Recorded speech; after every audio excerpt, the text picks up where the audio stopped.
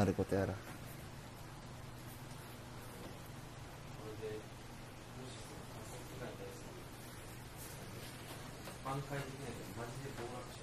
うん、暴落すると思う。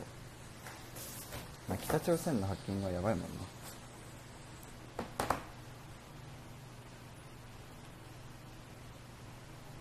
皆さんこんばんは。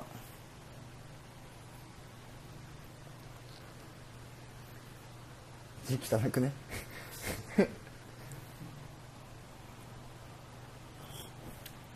あっつ。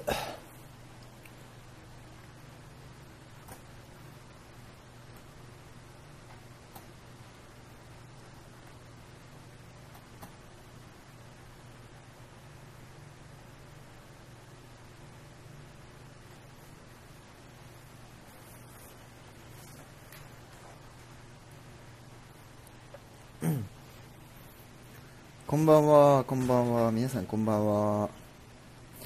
コインチェックの記者会見のタイミングと同じくライブやります。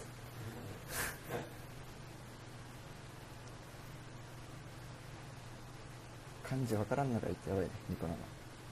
漢字教えてる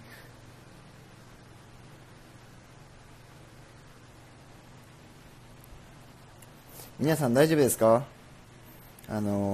ウォレットじゃなくてコインチェックにお金入れてた、入れてない？大丈夫？ほんと2夜連続、本当だよ。今日やる予定なかったからね。昨日めちゃくちゃ喋りすぎて疲れちゃって、いやーっていうね。あ、そうそう、27歳の人が社長。間接的に知り合いなんだよね、コインチェックの社長。僕のね、ちょっと仲いい起業家さん、社長がコインチェックの社長と仲良くて、今日は何分ぐらいされます？分かんないよ。気が向いたらやめるし、気が向かなかったらやめるし、気が向いたらやるし、でも1時間ぐらいかな。電池一応マックスにはしてあるけど、昨日で分かったけど2時間ぐらいでダメだね。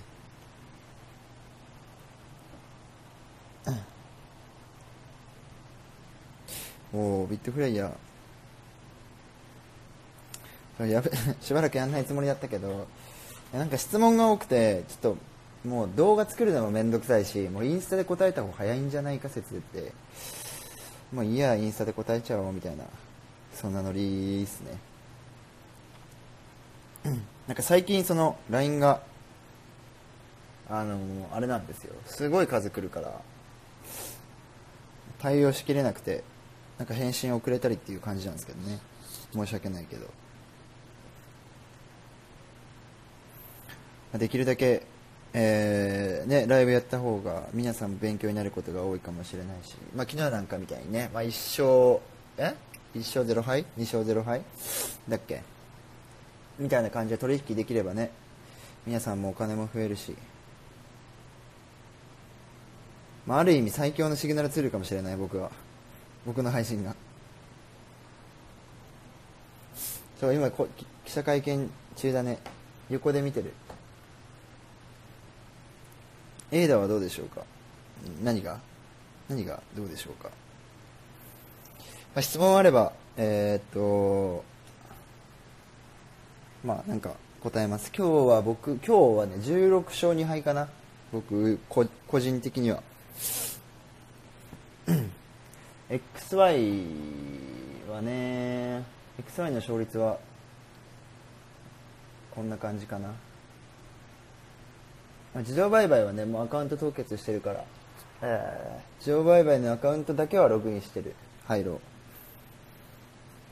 今日はこっからかな。日本時間だと1234567 7勝2敗じゃないかな、 XY は。かなり、秒数的にはそんな20秒24秒18秒33、遅いのもあるね。これ回線速度悪いやつだからそんなに分かんない。個人的な成果の方の2敗は何だったかな。何で負けたかな。ニュージードルだったかな。なんかで負けた気がする。そう、ニュージードルで判定時刻間違えたやつかな。で少しやられちゃいましたね。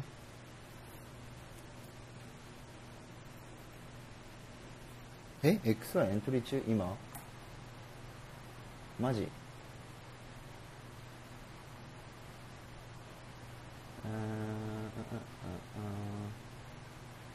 本当だ、負けてるじゃん。しかも負けてるっても入ったばっかね。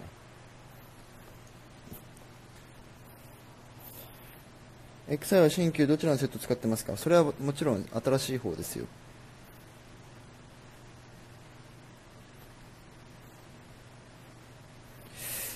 範囲何だったかな。確かラインブレイクされた気がする。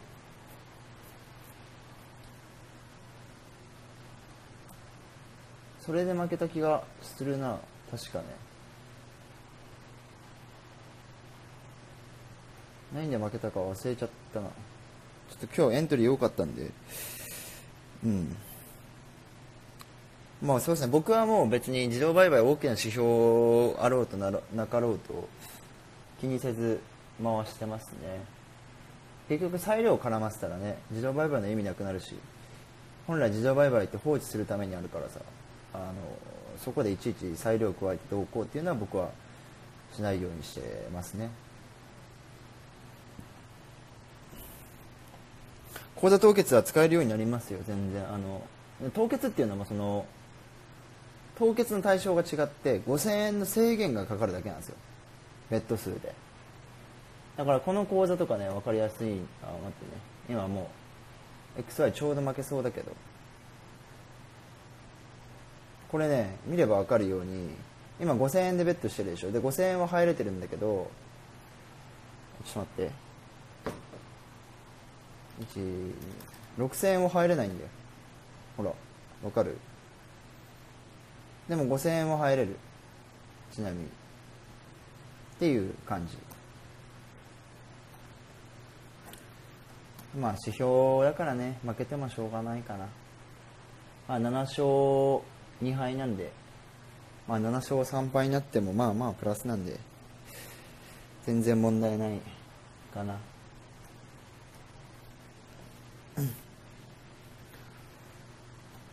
多分値動き激しすぎてこれ入れてる人と入れてない人いる気するけどね。今だってあれ喋ってるでしょ。誰だっけ？誰か喋ってる今。黒田さんとカーニーが発言してるね。5000円以上はね治らないね。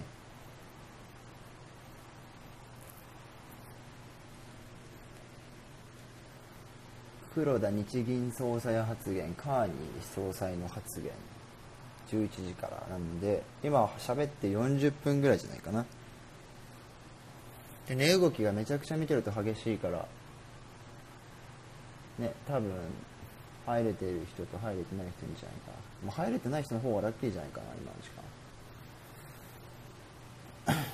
間。結構多かった人多いですね。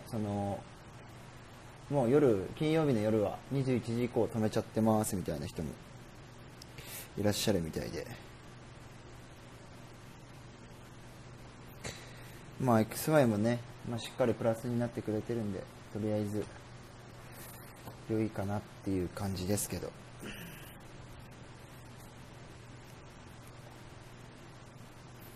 1銭ぐらい入って入ってないはどうでもいいですよ。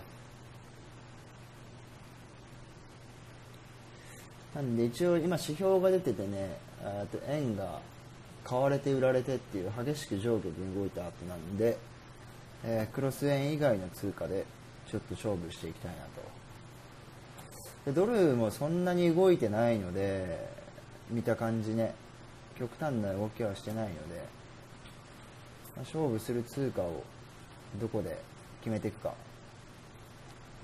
定めなきゃいけないかなという感じですね。ローソク足見れば分かりやすいかな、ユーロドルとか。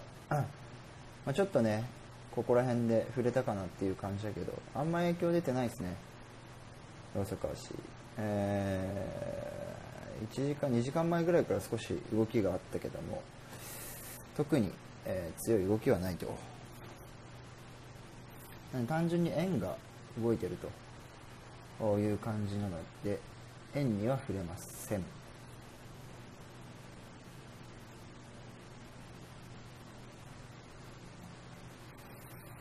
んでポンド系は微妙ですね。ポンド系はまあ昨日から言ってるように入らない方が吉かなと思ってるんで、まあ、ハイぐらいじゃないかな。入っていいのポンドル、ポンドカナダ。何分トレードですか？いつも僕は15分、5分から15分しか、まあ、超短期しか入らない感じですよ。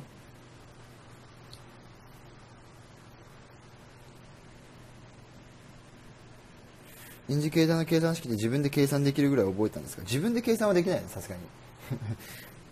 でも大体 RSI とかは全然わかるよ。見て、あ、今このぐらいだろうなみたいな。お、ビューアナライズ変えました。素晴らしい。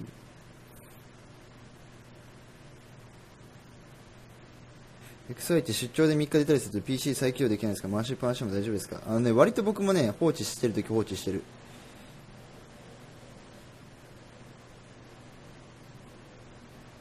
5000円以上はもう治らないですか？治らないって言ったよね。さっき答えたから。判定時刻を選ぶポイント。昨日の、動画上げたんで動画見てもらえれば多分わかるかなと。判定時刻。昨日話したんで。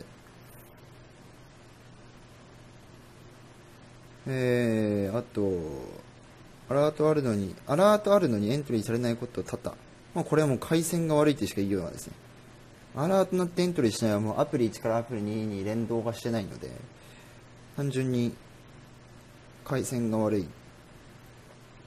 明日 XY、未来 XY 注文させてもらいます。あれなんかよくインスタライブいる人な気がする。だわ。もうここは回答したやつですね。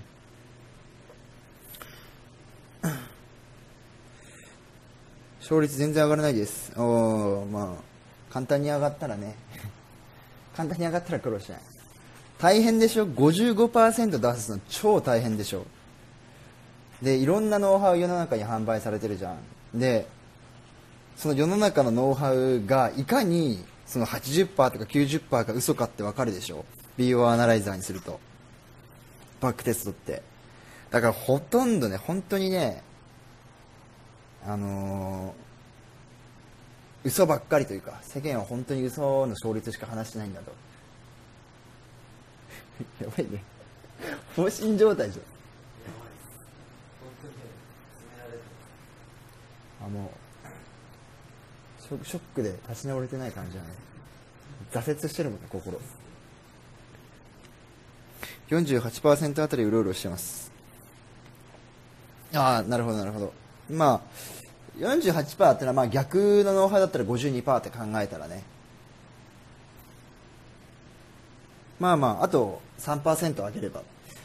エントリー回数どれぐらいですかね。その 48% で5年間のバックテストでエントリー回数どれぐらいかっていうのが分かったら多分少しはアドバイスできる。具体的に数字くれたら。大体その 50% とかになると5年分取ると、まあ、大体1300日計算ね。1300日計算で、バックテスト取った時に1万とか言ってたらもう行き過ぎ。で1万だったらそれ半分にして大体そのエントリー回数を半分にすると 1% ぐらい上がるんだよね。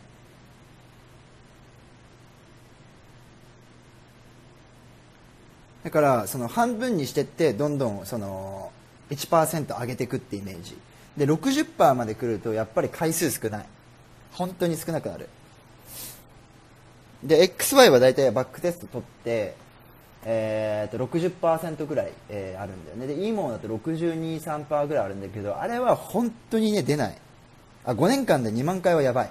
出しすぎで、それ半分にする方法が、あればいいです。逆張りなのか順張りなのかで、逆張りだったら例えば何使ってるかですね。何使ってるかだったらオシレーターとオシレーターの組み合わせはあんまり減らない。オシレーターとボリュームを合わせるといいとか、ビル・ウィリアムズ合わせるとか、なんか相性ってあるんですよ。で5年で1万は最低切った方がいい。回数で言うと。で大体その8000から7000で1日あたりの平均が5.8 から 6.5 ぐらいの間になるんだけど、1日あたりエントリー回数を3回から2.8 から 3.7 ぐらいまで、3.8 ぐらいかなでとどめると、いいノウハウできる。もう答え言ってるようなもんなんだけどね。なんか散々こうバックテスト取ってると分かってくるんだけど、まあ多分かなり勉強になると思います。とりあえず2万回は多すぎ。1万で、見た方がいいですね。ああ、ポンド王子ブレイクしたな。あ、やっぱポンド触れなくて正解でしたね。入ってたら死んでるわ。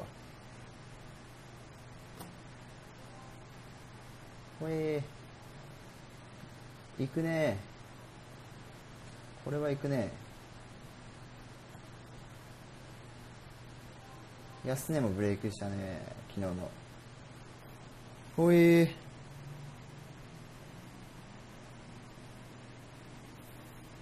なんかすごい会話っていうか、普通にバイナリーやっててこれぐらい知識ないと普通に稼げないよ、お金は。そう、ランボルギーニ乗るとやば。えぐいな。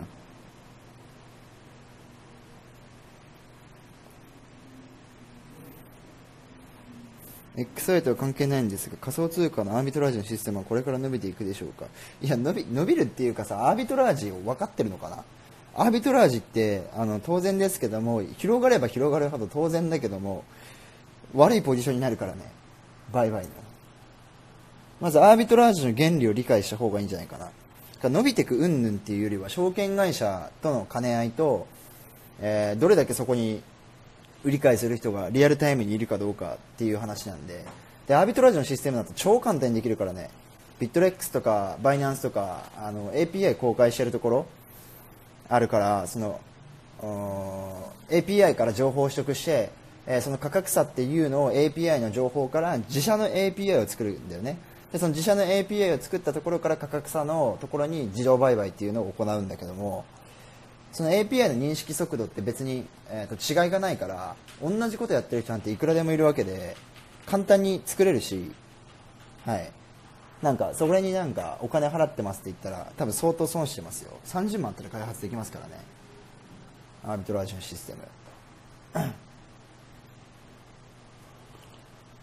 だから自分個人でやる分にとか、ロットが少なかった場合はいいんじゃないですか。ただそれ分手数料が大きくなるから、微妙ですよね。なんで単純にそのアービトラージの知識を知らない気がする。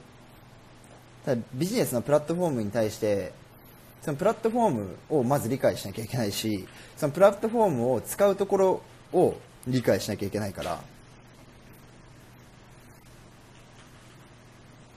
ら。動画普通に YouTube 上げるんで大丈夫です。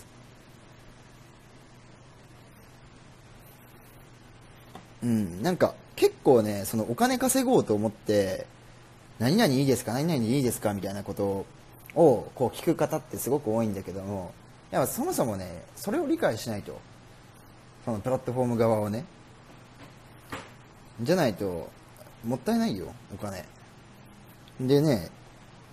情報商材とかたくさんいいのあるでしょ。いいように聞こえるようなのいっぱいあるじゃん。そんなん買ってたらマジで金持たねえよ、普通に生きてたら。バックテスト順張りでボリンジャーバンドと移動平均線に合わせてるオシレーター。いや、てか順張りでそのオシレーター組み合わせるのはまずない。順張りだったらね、例えばフラクタルとかいいんじゃないかな。フラクタルとか、まあフラクタルかな。フラクタルは結構おすすめだけどな、相性いいと思う。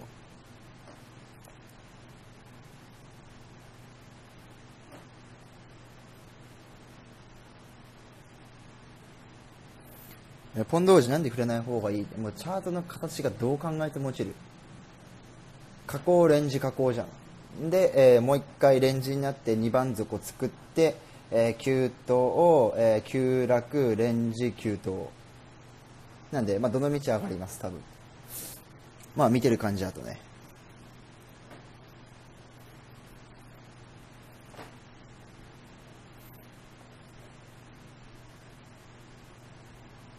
ノーマネーでフィニッシュですね。そうですね。LINE 側で反発するしかないの判断で ATR やボリュームは参考。まあ、全然 ATR とボリュームは全然参考になる一つだと思います。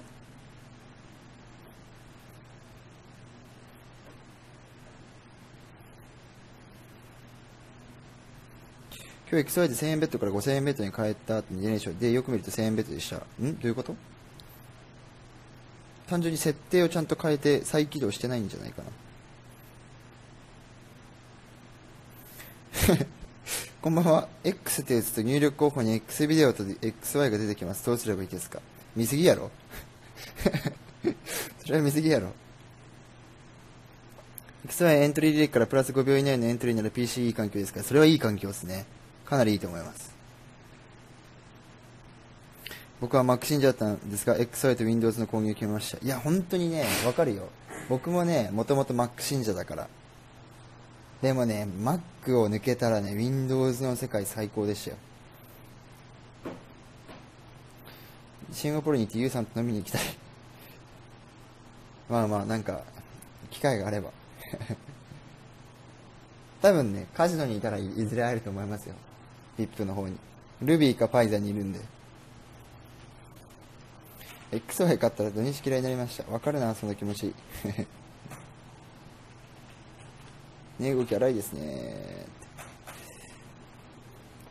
XY 使ってると口座凍結食らえますか？アップグレードするとなりにくいですか？いや、変わんないですね。単純にお金稼ぎすぎたら単純に凍結するので。ゆうさんは資金の何パーセントを1回のエントリーに使えますか？今、それこそ何十億って僕持ってるからね。その、1回のベッド500万とかしますけど、あとはまあ、口座を凍結じゃなくて、口座をドローダウンさせないっていうことはこだわってるので、僕先日30万というか3000ドルから始めたんですよ。その時はやっぱ1000ドルから始めましたね。1000ドルやって、まあそこから今期ある時はもう全ベッドしちゃうけど。で、今はね、3000ドルから始めて2日3日ぐらいで今2万5000ドルまで来ましたね。基本的に 5% 未満、まあそうですね。が一番いいんじゃないかな。マイナリだったら。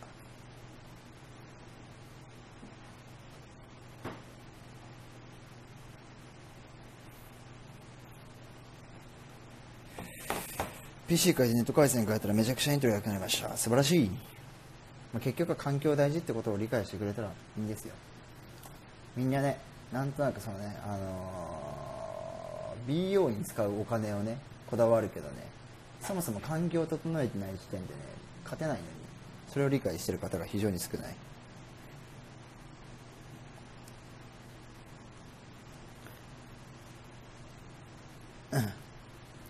5ドルですか？全然ですね。プライマリー上昇に逆らうとかやばいっす。もしこれ5ドルエントリーされるような方だったら多分勝率相当悪い気がします。大体わかりますね。その方がこのラインどうですかって言った人の勝率大体わかります、僕。XY どのぐらい稼いで凍結しますか？いや、なんかね、その月間でいくらとかじゃなくて、トータルなんですよ。で、口座によっても本当にランダムで、早いと本当600万とか700万で凍結する。で、遅いと1億稼いでも凍結しない。から、本当に、そこは運による。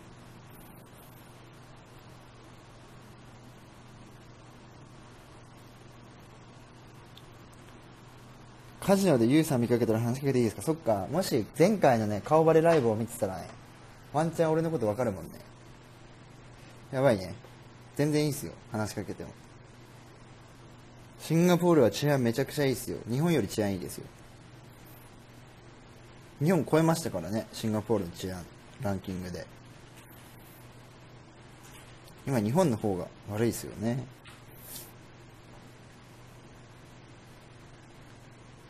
水平線に重なったフィボナッチはチャンネルラインを反発の根拠になりますか？僕はチャンネルをあんまり使うトレーダーじゃないので、あんまり参考にしてないですね。やたら引く人とかいるじゃないですか。なんかね、こういうの鉄板みたいな感じでチャンネル弾いてる人いっぱいいますけど、僕はあんま好きじゃないですね。フィボはね、一ついいと思います。 100% と 61.8 か、は、まあ、全然あと161は全然いいかな。それ以外はあんま参考にならない。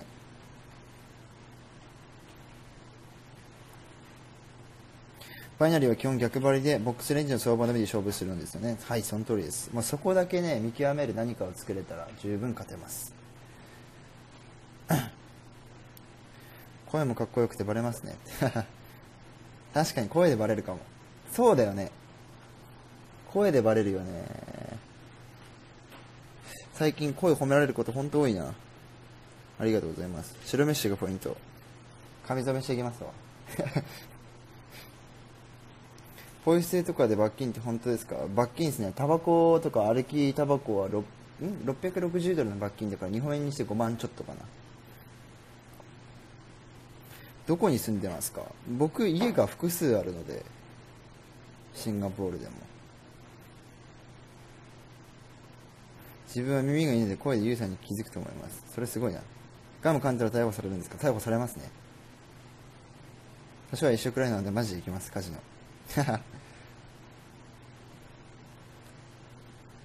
多分女の子と歩いてたらそれ僕ですね。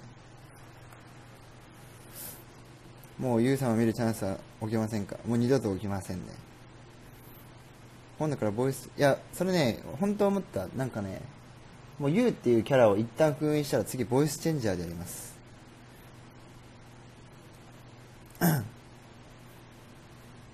湯沢翼さんと交流とかありますか？まあノーコメっすね、ここら辺は。ギャルと歩いてたらライブ見すぎやろ。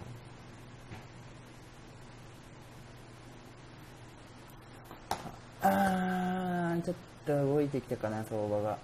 5ドルはブレイクしまったね。見事に超えちゃったね。これぶっ飛びそう。周期系だったら入ってるかもね、ここで。まあ、5ドル入ってたら、まあとりあえず死んでますね。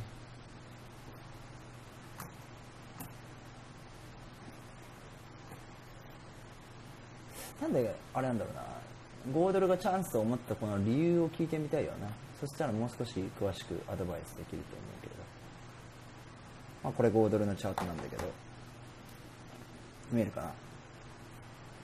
まあ、ここのラインで引いたのかこっちで引いたのか、まあ、2個ライン引けるか、引くとしても、まあ、多分実態に対して引いてるか、まあ、ここでこうっていう風に見ないから多分こっちで入ってると思うんだけど、まあ死んでるよね。もうこっちで入っても死んでるけど。でポン王子なんかもっとブレイクしちゃってるし、ちょっと待ってね、ポンド王子も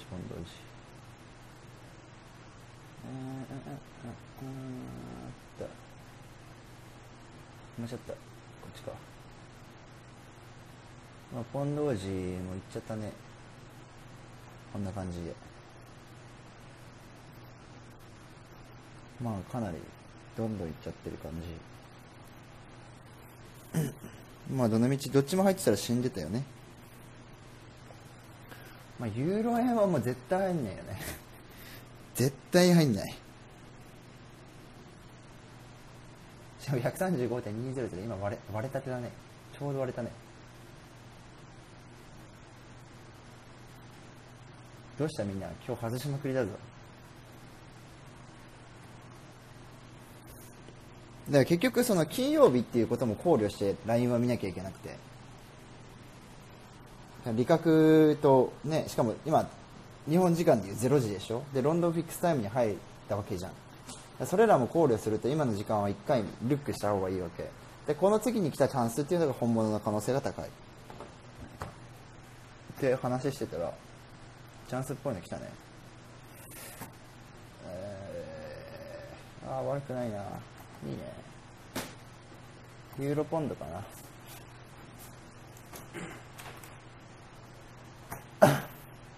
ユーロポンがちょっと面白いかも。もう少し上だけど。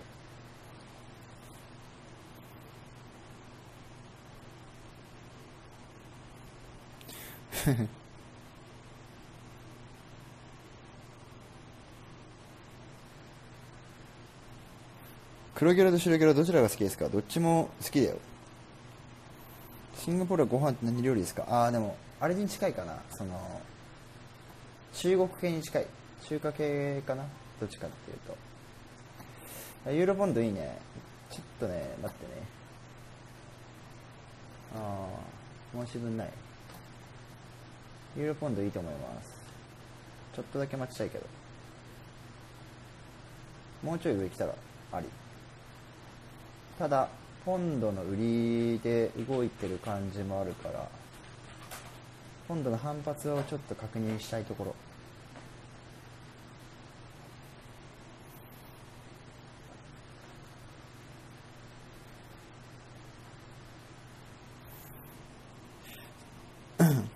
女のケツ取ってたらユウさんなわけねえだろ。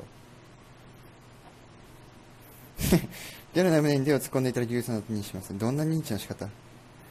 エンジニアは顔出さないわ。お金持ちもなると芸能人の女とパカれるって本当ですか？いや、割と本当だと思う。あのね、あれなんですよ。グラビア系とかは特に簡単。そういう飲み会がね、やっぱ誘い来る。俺も1回だけある。1回じゃないけど、1回じゃないな。3回ぐらい行ったことある。まあ、芸能飲みって俺らは呼んでるんだけど。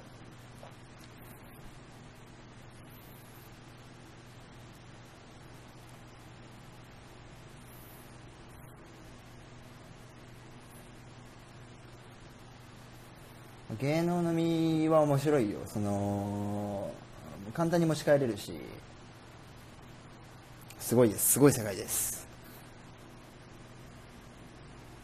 YouTube のライブ、昨日のライブの YouTube をスライドしたのライブにしたので切り替えました。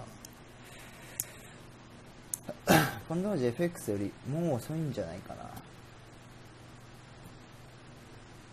な。ああ、でも悪くないか。でも1テンポ遅いかなっていう感じ。今の陰線の1個前の陰線で俺だったら入ってる。ただ別に今 FX やってないからあれだけど。黒田ナイト、黒線は年明けてからだね。まあ分かってたことっすよね。去年と同じ動きしてますもんね、全く。107円まで行っても全然おかしくない。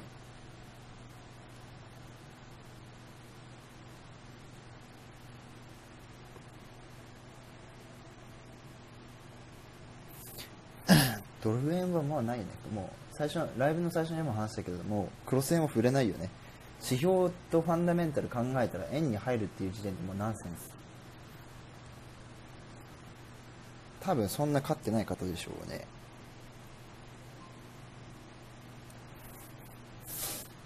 ユーロポン飛んだね。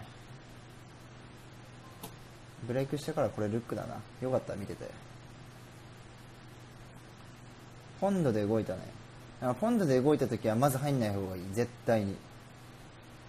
まず負けるから、逆張りの人はね。ポジション悪くなるし、ボラすごいし、本当にいいことない。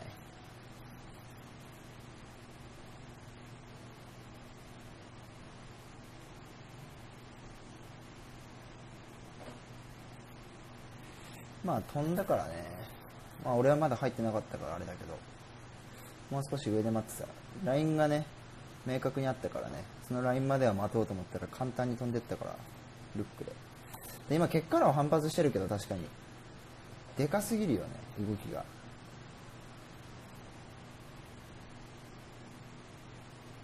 XY 入ってなくない？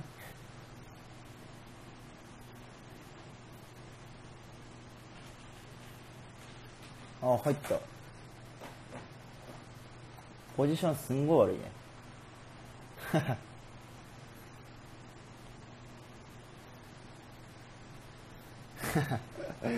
すごいとこで入ったな。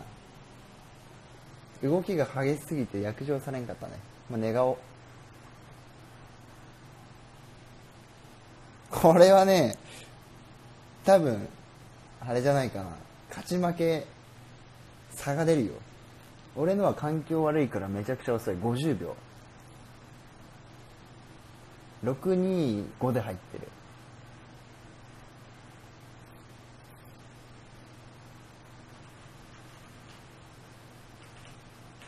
てかこれすごいね、戻りがすごい。急に動きすぎて怖いね、これは。自動売買じゃなきゃ入んないね。裁量じゃ絶対入んない。今の飛びはね。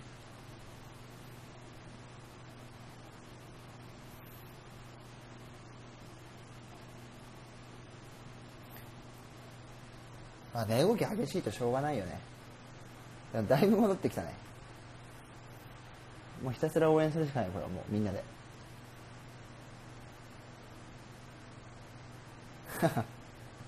これ最初に入ったポジションでも取れるかもしれないね。ここら辺でしょ、入ってたら。だっておお気持ちいい。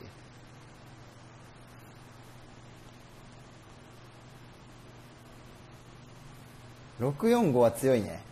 645は強い。まあまあ今度は売り買い激しすぎ。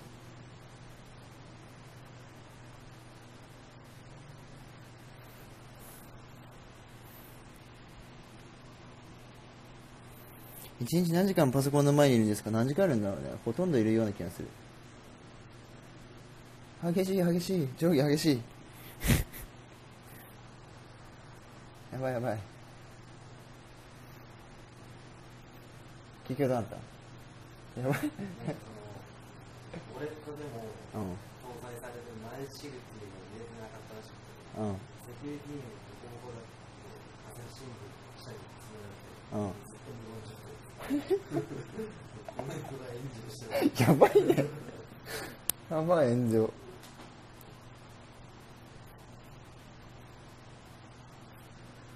いやもう本当にあさってくらい見てるもんね。死んだ魚の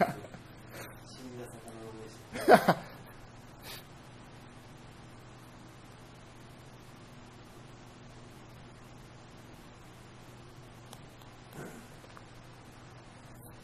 まあ何も動かなきゃ大丈夫じゃない。とりあえず。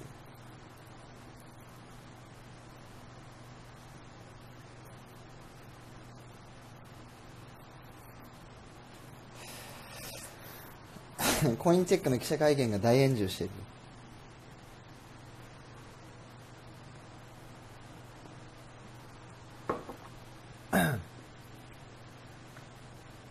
素晴らしいね。綺麗に押したね。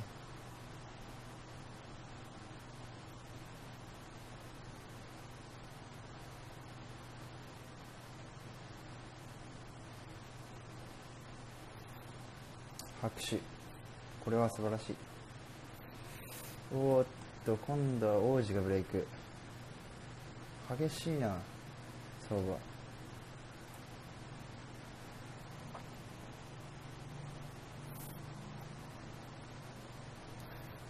まあまあどこで入っても取れましたね。しっかり勝ちました。はい。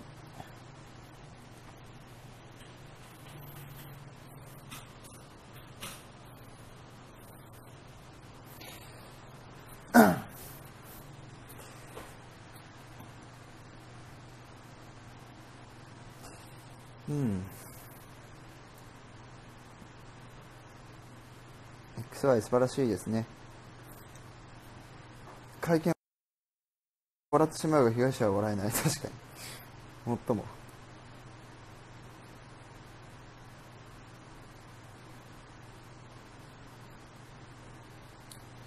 そうっすね。次多分あるかな。あ、でも入んないな。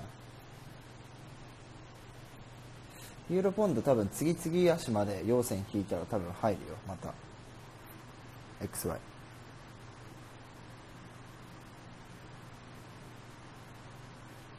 みんなでこうやってライブでね、自動売買眺めてるの面白いかもね。ただもう XY 本来のその意味をなくしてるけどね。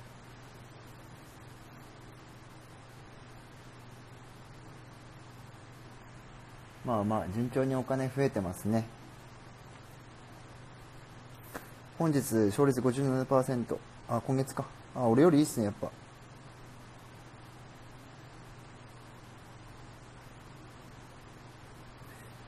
お、エクサイトンすごいね、勝った。おお。いや、なんか僕の知り合いとかコインチェックすごく入れてますけどね。どうなんですかね。だってさ、いわゆるさ、その、ね、てか、ユーロポインやばいね。そっくり戻したね。これはやばい。判定ジョーク見せたら爆死なんだけど。これはえげつないな、相場。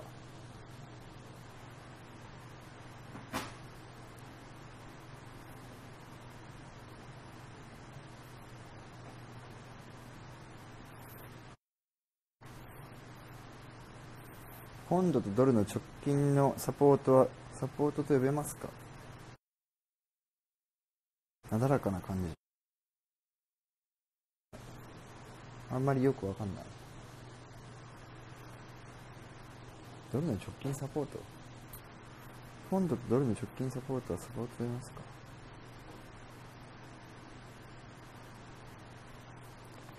コインチェック僕入れてないんでね。全部もう出金しちゃってたんで、ラッキーと思って。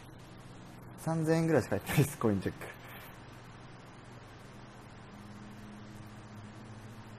まあいいんじゃないですか。なんかね、世の中でいわゆる送り人って言われる人たちはみんなコインチェックに入れてて、儲けすぎたってことっすよ。まあバブルが弾けるときってそんなもんじゃないですか。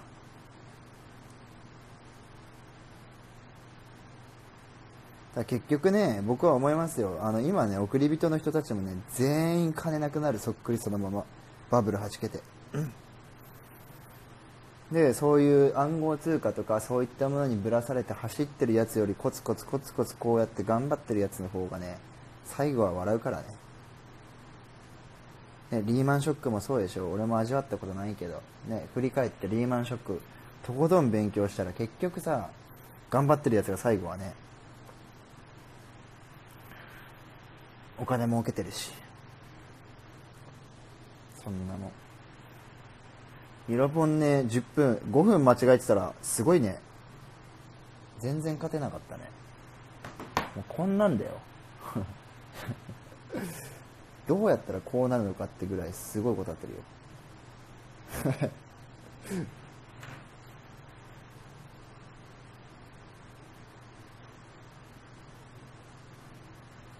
コインチェックがこのままなくて仮想通貨暴落しますよね。ああ、暴落すると思います、間違いなく。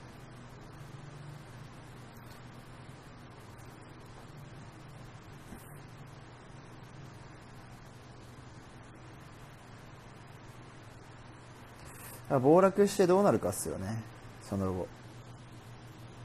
まあなんか僕は情勢を結構その内部の人から聞いてるのでね、今暗号通貨がどういう状況なのかって割と知ってると思います。知識はないけど。ICO もやばいんじゃないですか。多分詐欺ばっかだと思うよ。俺98% ぐらい詐欺だと思ってるから、ICO。結局 ICO ってその上場させるところが決まってて、そこを通さなきゃ結局上場ってできないのね。でそこに通さないやつはもう基本的に死んでます、全部。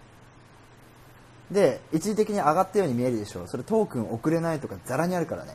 でこれからめっちゃ増えるよ。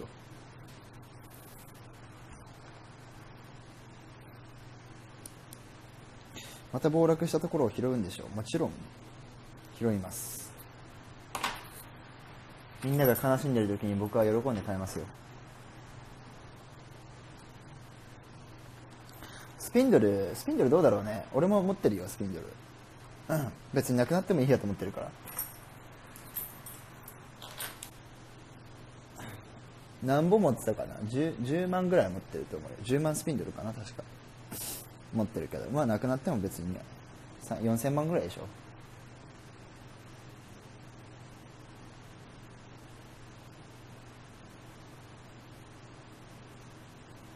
コインチェックでネモ1万ぐらい持ってました。パーわかんない、どうだろうね。パーじゃない、この流れパーっぽいよね。でビットレックスがね、ネムの送金あれだもんね、止めたもんね。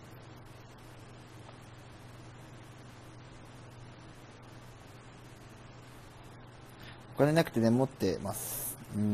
でもやる時間があったらまずお金集めよう普通に働いた方が金になるよ。まずね、お金ない人はお金を集めることからしなきゃいけない、ね、お金なきゃ何もできないからね。投資もできないし、何か新しいチャンスをつかむこともできない。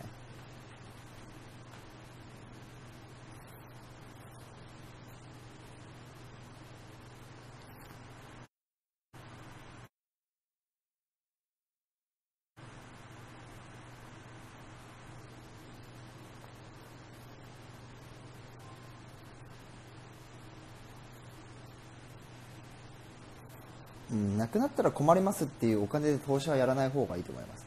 ICO に人生かけますっていう時点で間違えてるから、なくなってもいいお金で投資をしないとね。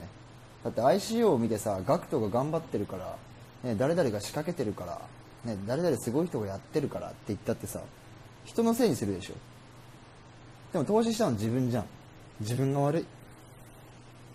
だからなくなってもいいなって思うお金でやっぱり投資っていうのをやらなきゃいけないし、なくなってもいいなって思えるぐらい調べて投資しなきゃいけないよね。不正送金された場合は税金どうなるの？もちろん自分が払いますよ。当然だけど。だって国側からしたら関係ないから。不正だろうが何だろうが。あなたがね、守らなかったのが悪いですっていう。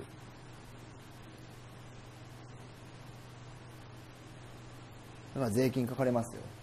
しかも払わなかった場合は、無申告税プラス延滞税プラス重加算税で結局、トータルすると 125% ぐらいになるんだけど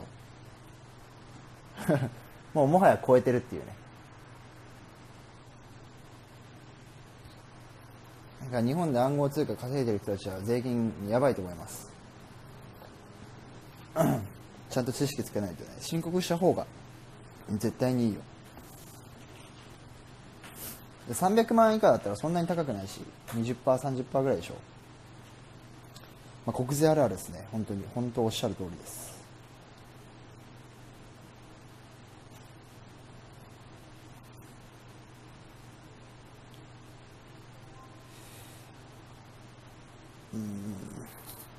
XY 多分もう一回入るな、これ、ユーロポン。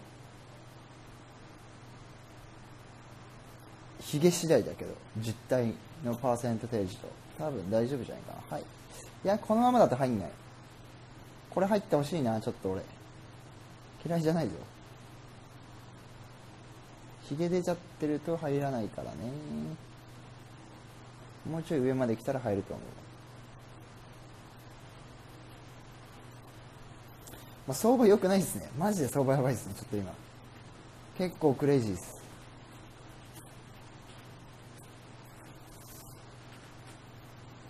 仮想通貨専門税理士。仮想通貨専門税理士も暗号通貨だけは嫌がってるらしいですよ。相当。だからリスクあるみたいで。やりたくないって言ってましたね。XI の購入が間に合わず L を購入できた場合のあと XI はやはり購入できないです。XI はもうできないです。もう終わりです。15日で。もう売りません。購入者がね、1000人超えてるんですよ。さすがにいろいろ問題が出てくるから、もう今の XI の購入者だけ、購入できると。だからもう僕のその5分足のノウハウ、今までバックテストの結果からもう最強なのは XI だったので、もうこれ以上ないと思ってるので、だからもう XI は今の購入者だけもう限定です。もう世の中にその今のこの XI のノウハウが広がるってことはもうない。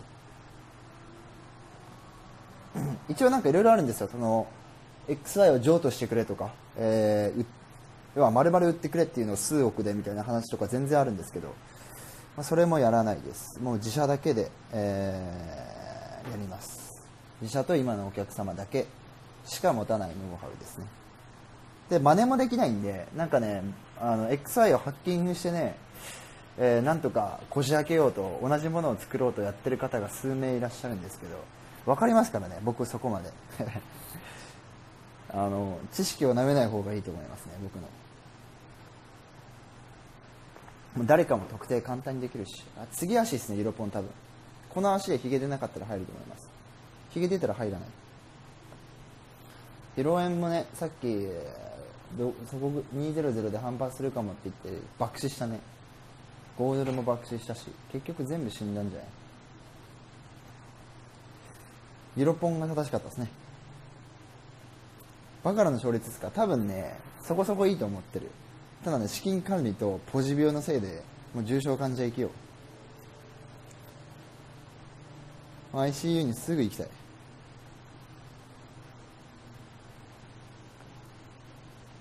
日本が雑所得の税率下げればお金が回って景気良くなりそうなのに。いや、本当おっしゃる通りです。 XY は本日はどんな感じですか。皆さんに聞いた方が早い。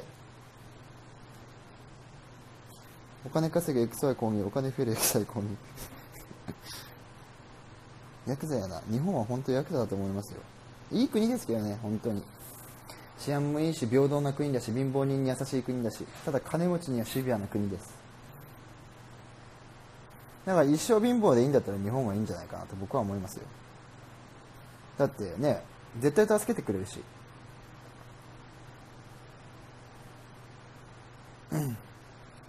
ナチュラル9はね、いいっすね。なんとか頑張っていつか稼げるようになりたい。いやー、本当にそうなっていただきたいですよ、ライブ聞くなら。ああ、もうユロポンこれ入んない。絶対入んないわ。やばいね、ポンド保持の下落。時間足ね、ここなんだよね、ポイント。このラインを割れた瞬間なんだよね。こっから入ってたらね、最高。このレンジスパンが全てを物語ってて完全に下降だったからね。多分オシレーター系はダイバージェンスでしょ、ここ。でも多分ヒドゥン作ってもう一回行くんじゃない。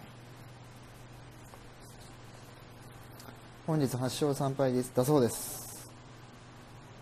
切り番っすか。切り番意識してますよ、ある程度。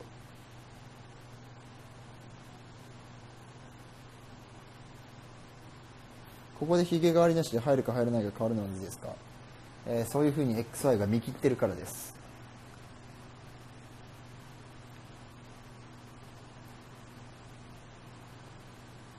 日本は生きています。ここは天国です。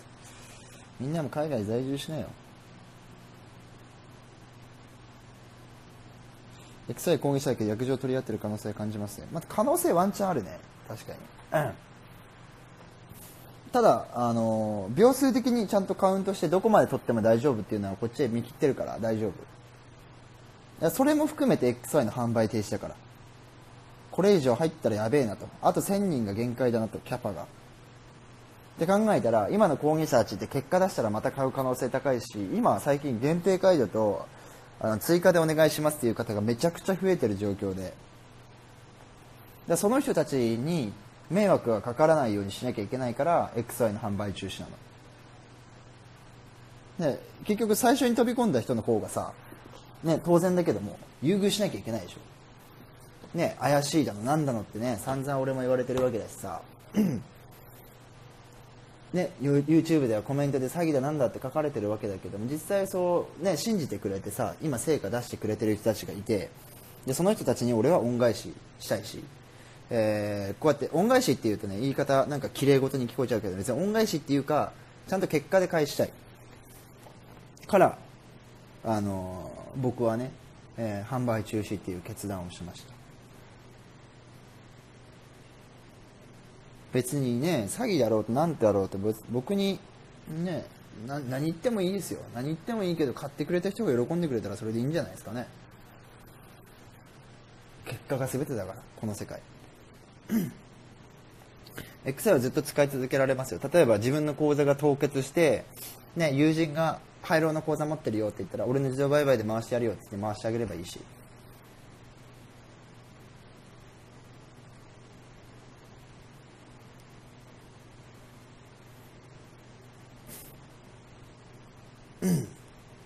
僕はなんかそのね、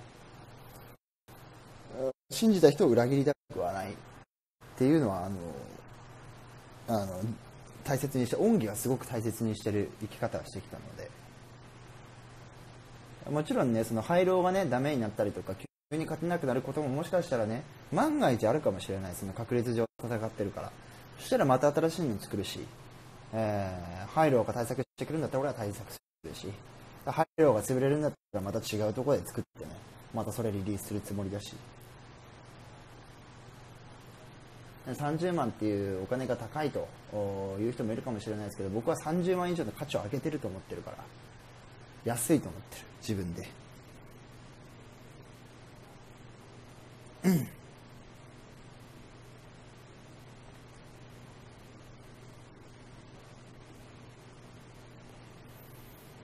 だから別にそのね、綺麗事言うつもりも全くないけども、やれることは俺はやりたいっていうだけですね。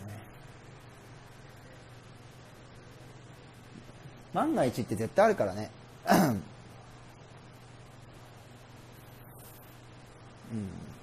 ね、ハイローが明日潰れるかもしれないしね、分かんないよね、そんなの。どうですかどうですかって俺に聞かれたって未来なんて俺には分からないし、相場がどうなるかなんて俺にも分かんないし、ただ今までの統計上俺らは戦ってるわけで、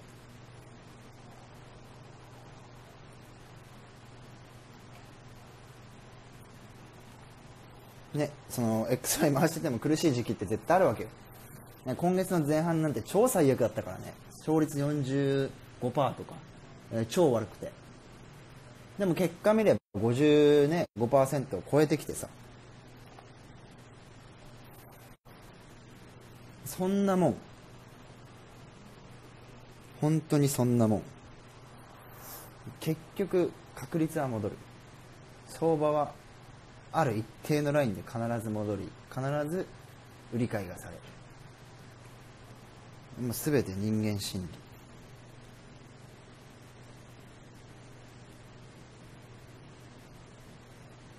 何分先まで見えてますか？見えるわけないでしょわかんないよ見えてたら苦労しないよ。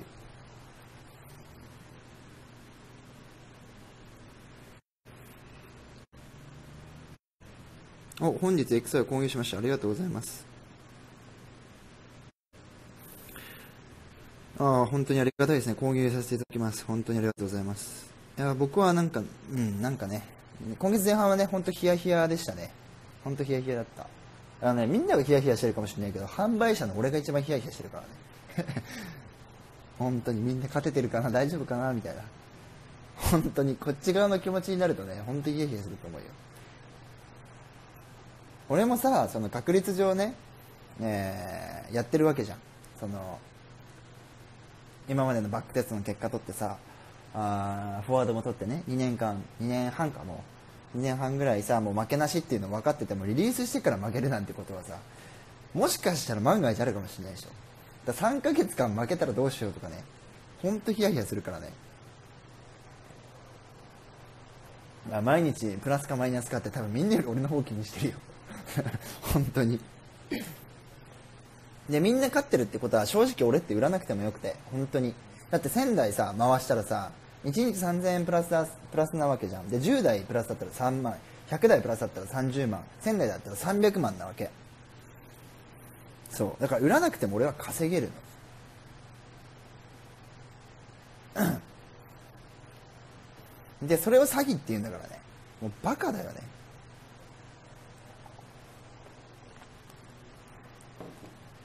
あとね、1分でね、ライブが途切れるから、ライブ途切れたら、もう一回やり直すっていうか、再開するから、そっちで参加してもらえるとありがたいです。まだ全然ね、質問もなんかいくつかまだ来てるし、その質問に全然答えるので、あと1時間ぐらいできそうだから、あと1時間はやります。なんで、一回これ閉じたら、もう一回参加してもらえたら、ライブ1時間延長っていう感じ。